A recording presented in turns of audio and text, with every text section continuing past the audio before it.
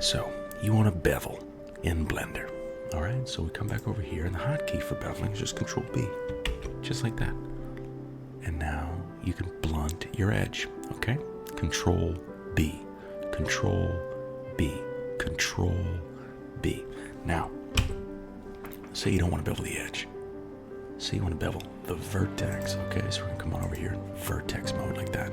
Now, if you get Control+B, nothing happens, right? It's kind of wild, okay? So there are two hotkeys to bevel in Blender. If you want to bevel the edge, we go Control+B, and we can bevel the edge just like that. We're going to escape out of that. If we want to bevel the vertex, we go Shift Control+B, and now we bevel the vertex just like that. Okay? So if this is enough for you, great.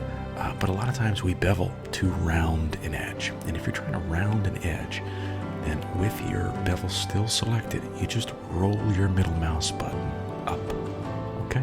And you can do the exact same thing with a vertex as well. So instead of hitting Control+B, we're gonna do Control-Shift-B, and there's our bevel, and it's kind of jagged.